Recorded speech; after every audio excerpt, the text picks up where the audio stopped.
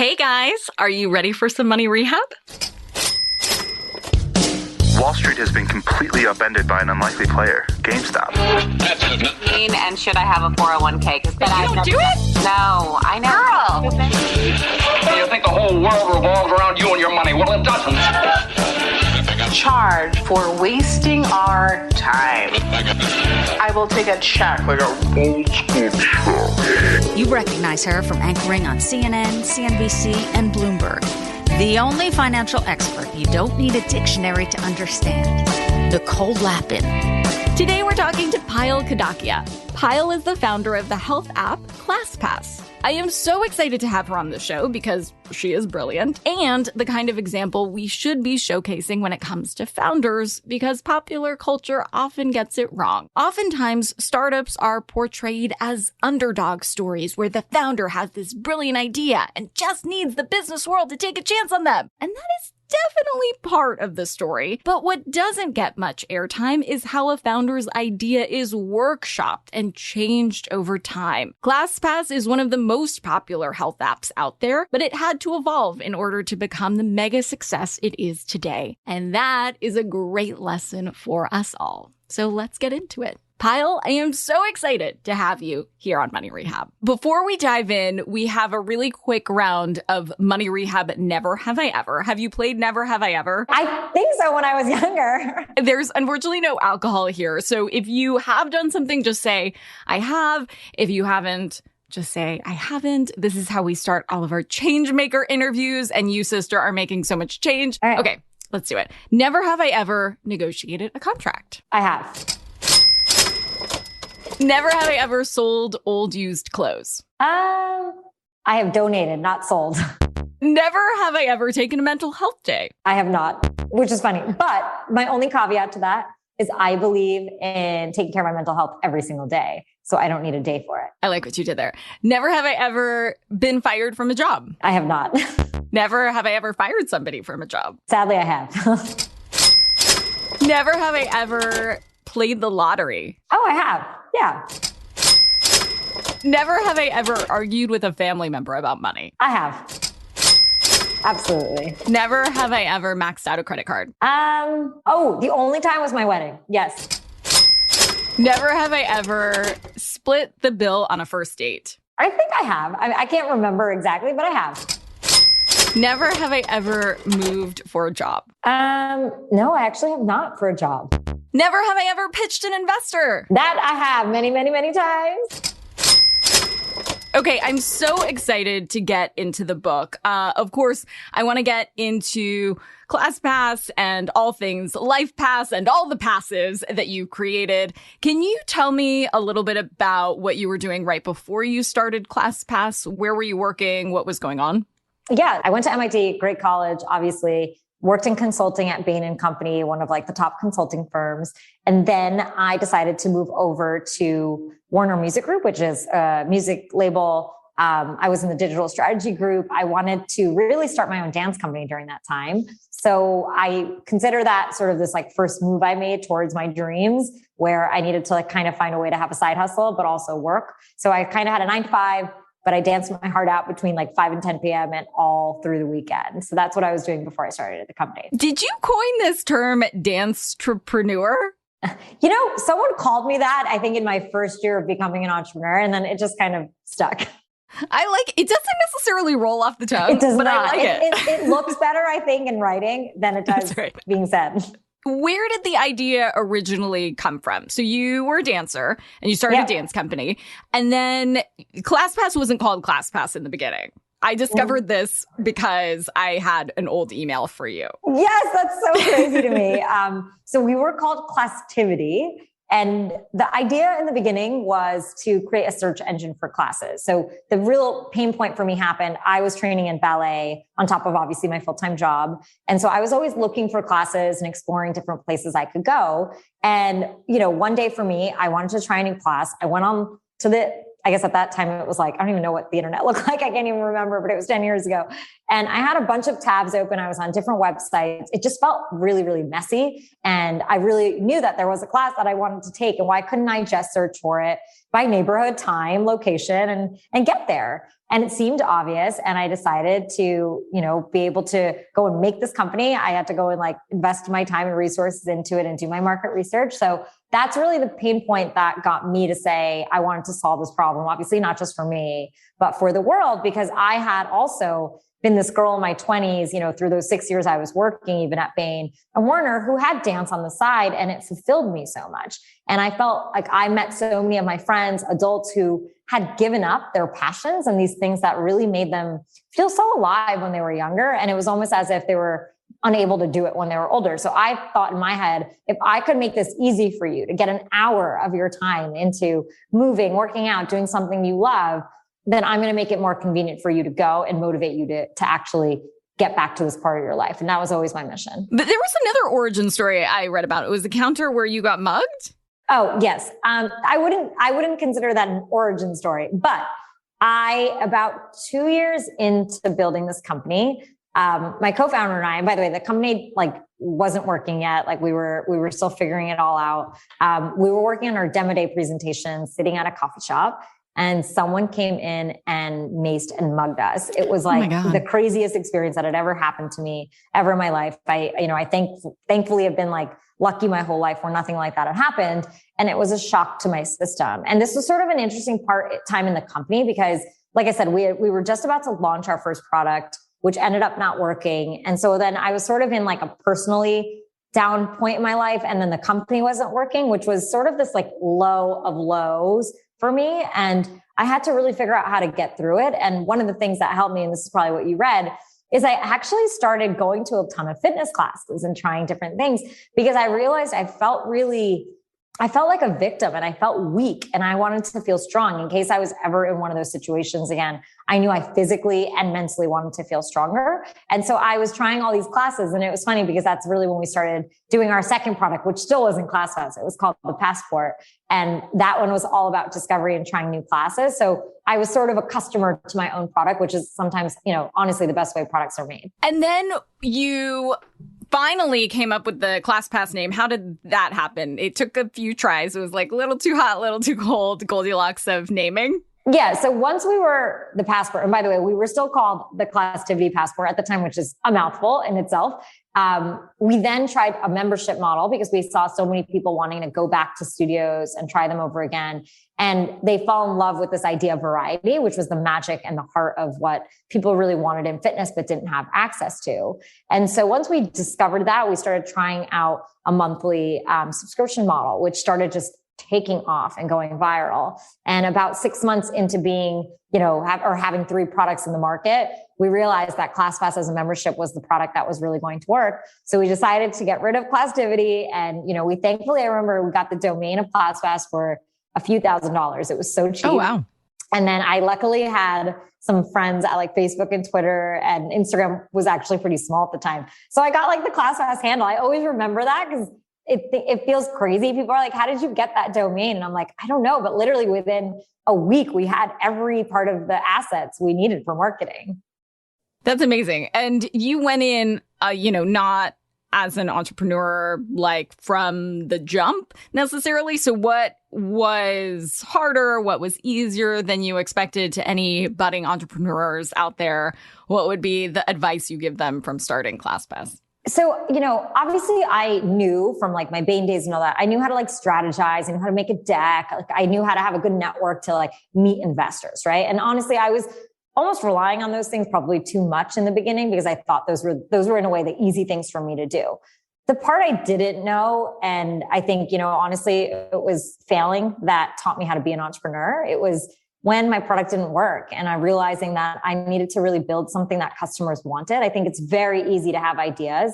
It is much harder to actually get someone to buy something that you put out there in the world and make them fall in love with it and have an experience from it. And once I really became obsessed with that experience that my customer was having, that's when really the company changed, the product changed, our marketing changed. And I didn't know that that was going to be a big part of the experience. And, the other side of it, I would also say is just building a team. I think I'm an inherently I'm a leader that really drives from passion, and I think a lot of people have signed up to do all the crazy endeavors I have in my life because of my sheer heart and passion, and they know I'm doing it authentically. It definitely gets more complex and complicated as you have a lot more people on your team. And that's something that, and some people enjoy it and some people don't. Hold on to your wallets, boys and girls. Money Rehab will be right back. Now for some more money rehab. So getting back to your why, did you know in your heart that this was going to be a massively successful company? When I knew it was roughly around the middle of 2013. I was, honestly, I was doing all the customer service at the time, right? I mean, my customer service name was Pam. And I just remember reading emails from people saying that this product changed their lives. And it was an email that to me made me feel like I had given them what dance was to me in my life. And I think when you've been able to create a product that's changed human behavior like that, it was this moment for me where I was like, we figured out magic in a bottle. Like, I can't believe it. And then I remember also like a few weeks maybe later, like this was the time when like class was blowing up in New York City. I was in my elevator walking into my building, my house or my apartment building. And there was two girls talking about the app in the elevator. And I just forgot to get off the floor because I was like, I cannot believe it. And, and since then I remember starting seeing people like wear ClassPass on like shirts and stuff that we were giving out. And I think it was this organic feeling of people loving the product. And the more and more I saw reservation volume go up, I like just knew that we had freed people, to really go after this lifestyle and really uncover what their potential could be sort of by trying a bunch of classes. I love that so much. Definitely like undercover boss in your building. But I had a name Dorothy early on as I was playing my own assistant. Okay. So do you like when budding entrepreneurs think that there's somebody to do other things, do you remind them that is just not the case in the beginning? Totally. Press at ClassPass.com came to me. Like, I would so many times pretend to be the PR person. I'd be like, I'll let you know if Payal's available. Like, I didn't have money to hire a PR person. It's really taking on the different roles. It's almost like faking it till you make it, right? You don't want to be saying anything that's like putting you in a place that you don't deserve, but I think making it sound more professional, right? And I feel like I learned to do that with my dance company. It's just how you present things so people take you seriously. And I think that was really important for me to do from the beginning, especially being like a woman and an Indian woman too. Like, I just knew I had to really be buttoned up on all those things. Okay, but now you're launching a whole other kind of product. Yes! Yay! LifePass is out today. What have you learned from launching a book versus launching a product like ClassPass? So, I think launch is, let's even talk about the creation, right? Like, I think to me, I really care a lot about product, right? Like, what am I giving to people and how does it impact people? I think the hard thing with the book is it's harder to get that iterative feedback on it. So what I'm really excited about is now it's out in the world and I'm going to hear people's feedback. But with the product, you get to like kind of put it out and you get feedback. You put it out, you get more and you get to change it. This is like one shot and you put everything out there. And that's harder, I think, because yes, like, of course, like I believe in this whole idea with startups, you launch every day, right? Because you're finding new customers and new people are coming. So you should have that mentality that every customer is special. And I think this is just different because it feels like it's a lot of pressure in one moment. But yeah, I will say this, like, I have had an awesome team and, people from my own community, the Indian community supporting me. It's just made me feel really proud, honestly, to put this out there. And I think we were talking about this a little bit too. It's, this has a little bit less pressure on it than a company does, for sure. So it's really just a book that I want to put out there in terms of goodness, right? Like, it's advice and it's here to help people. And that's really what I hope it does. It is so much goodness. One of the main tenets of the book is unpacking how to turn failure into learning opportunities. And another one is helping readers set actionable goals aligned to their dreams. So both two really, really important pieces of goodness. What advice do you have to listeners to make sure that the goals they're setting for themselves are actionable? Well, so first, pick up a copy of the book, and you can also go to lifefastbook.com actually today. And if you have the book, you can actually get the whole goal setting workshop that is at the end of this book, which is a live workshop that I teach as well. And, the thing that I do in my goal setting workshop, which is different, is I start with emotion and feelings. And I think that is usually what we don't do when we set goals, is because we go into this pragmatic side of who we are. We want to just get everything done. And believe me, I am right there. I know how to get things done, but I always start with a deeper intention. And the whole goal setting method I have starts with reflecting and choosing words, dreaming and choosing words, and then going into focusing, right? And I do a time diagnostic with people before we even get to the point where we're setting goals, right? And by the time you're at a point where you can set goals in specific areas of your life, a few things I have is, first of all, I do it only quarterly. So I don't set annual resolutions and all of that. I do my goal setting method quarterly, which gives me a time period that I feel like I can make progress, but it doesn't take up so much time where I don't have a chance to iterate on myself, which I think is so important. Another thing I would say is making sure that your goals are measurable, right? So you can't just be like, I want to do this more. You should write down, I want to do this 2 times per week, because it makes it something really tangible and measurable. And the other big thing I would say is it's about getting to the first step in what you have to do to reach the goal. So if you're looking to learn a new class or sign up for something new, you might not even become a master at it that quarter, but it literally might be as simple as like spending 2 hours this week researching where I'm going to go, going to the next first class they have and seeing if you enjoy it. And that's it. And honestly, that is actually more than what people usually do with their goals, right? Just even getting to that first class. And I think a lot of it comes down to breaking it down well and making sure your goals don't seem like a to-do list, because if it's a to-do list, you're never going to be motivated to do it. No, not at all. And I love that you measure to metrics with your goals, because you do that in business too. You don't come up with, goals for ClassPass and say, I just want to do better. I just want more users or more press. And I think it's really important to measure to personal metrics too. Otherwise, you're constantly in the risk of feeling like a failure, because that's exactly success? Right. Exactly. Like even if you're single, it's like, even being like, I'm going to go on 3 dates this quarter, like at least you feel like you are making progress. I think usually, and I think this is the biggest thing I've actually learned as an entrepreneur, is doing the little goals are what gave me the confidence to take a bigger leap in my life. Like ClassPass started with me putting on a 100-person dance show in the middle of New York City when I was like 24 years old, right? It was a small step that led me to feel like I could execute, and it gave me confidence to do the next part of it. And that's really what I want people to do, is build up the confidence of, I set a goal and I achieve it. I set a goal and I achieve it, which makes you dream bigger, feel better, right? And instead of feeling, like you said, like a failure the whole time, because you don't know what you're aiming for. You've got some vision over here, but it needs to be broken down into steps. Yeah, I think that's how comparison can be the thief of joy, especially on social media. And this has happened to me over the launch of a few books where I always felt like a failure until I actually really broke down what success was to me.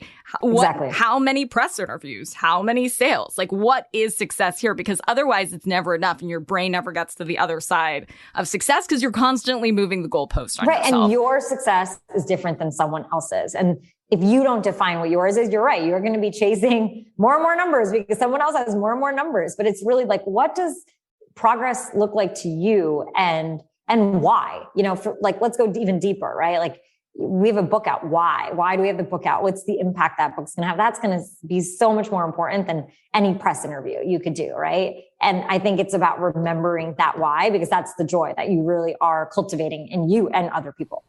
Yeah. And when you see other people who might be in the same space as you launching something else, or on a yacht, or having a conference or something like that, you're like, wait a minute.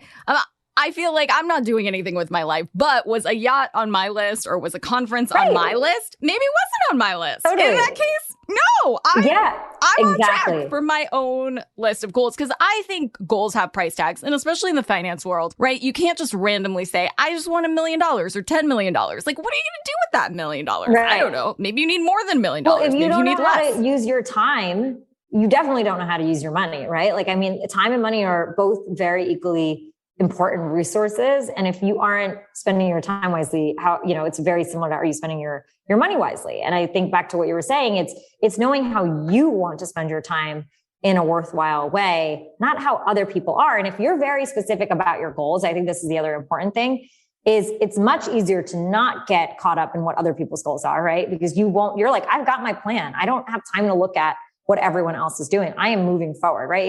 It's that, I'm always so bad at these phrases, but right. It's like, it's whoever's in front, you keep going, right? You're not going to be looking back to say who is right behind me. If you know where you're going. And it also, I think, prevents you from feeling guilty, right? Because a lot of times we feel guilty doing what we love. And I think when you just have a very clear set of priorities, it's so hard to make you budge. For today's tip, you can take straight to the bank. If your business or product idea isn't foolproof, you don't need to abandon the dream altogether. As Payal shows us, a really important part of being an entrepreneur is workshopping more ideas and allowing some flexibility in your concept so that you can improve your product. Payal doesn't hide the fact that she had different ideas and even names for ClassPass. She embraces it because it shows how hard she worked to evolve the product into the huge success it is today. So don't gloss over the things about your product that you think will be unpopular. Instead, put those on the table first so that the people around you can help you close those gaps. Money Rehab is a production of iHeartRadio. I'm your host, Nicole Lappin. Our producers are Morgan Lavoie and Mike Coscarelli. Executive producers are Nikki Etor and Will Pearson. Our mascots are Penny and Mimsy. Huge thanks to OG Money Rehab team Michelle Lands for her development work, Catherine Law for her production and writing magic, and Brandon Dicker for his editing, engineering, and sound design. And as always, thanks to you for finally investing in yourself so that you can get it together and get it all.